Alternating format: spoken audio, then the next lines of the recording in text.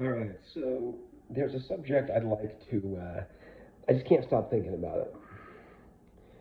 I live in North Portland. That's become a very gentrified neighborhood. Like the train it's come out here for years now, but it used to be a black neighborhood. Um, and it is no longer. Like the streets that were just fucking abandoned buildings and shit, like once upon a time, where like the poor families lived, they're just lined up with shops now, and it's just the ultimate like pseudo hipster area. A lot of it happened in 2008 under Obama with the Great Recession. Um, so just make no mistake, when people start getting into the identity politics, that woke white family with the Black Lives Matter sign in their yard in a gentrified neighborhood, they bought that house from a bank that displaced a black family. I was saying this on the train the other day. Like two like black guys like look over, like shoot me a look immediately and start nodding their head.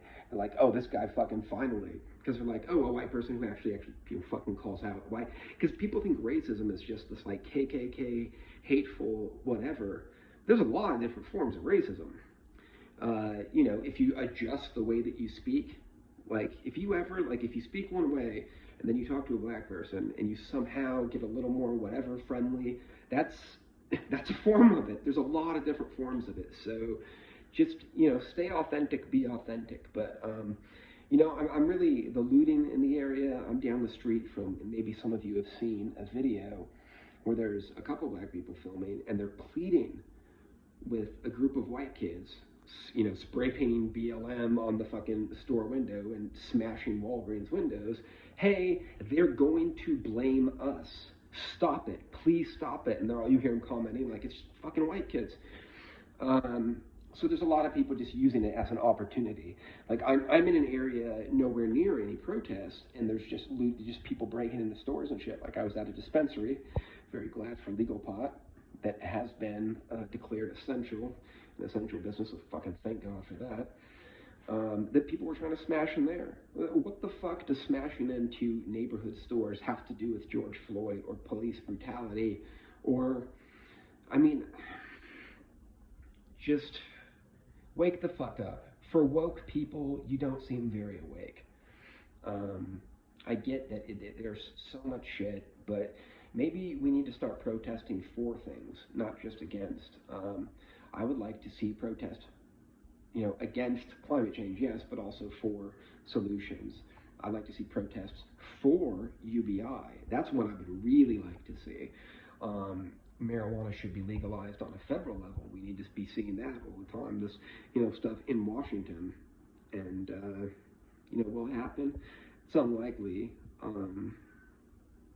but we'll see where it all goes. I don't want to let this get very long, but to a lot of the fucking woke white people out there, you are so full of shit. And that black family who fucking was displaced so you could live here, they hate your fucking guts. Okay, putting a sign in your yard or a bumper sticker in your on your car, that doesn't absolve you. It does not absolve you, and they see that shit and they fucking hate it. Somebody out there, you see this comment? Fucking back me up. If you're a not white person who knows exactly what I'm talking about with the gentrified neighborhoods, and you've seen it, because the way that gentrification works, it goes down the same way in all of these cities. So it's not just Portland, though. It's fucking, God, the city's so goddamn white. Anyway, but again, I'm from here. I'm from this neighborhood, so I've seen it. So when I bitch about this stuff, it's from direct experience. So let's just be clear about that. I hate hypocrisy. I hate hypocrites, and I'm sure on some levels I'm hypocritical, but this is not one of them. So take care, be safe, and stop breaking shit, because we know who gets blamed, and it's just take care, be safe, keep it peaceful, but definitely protest.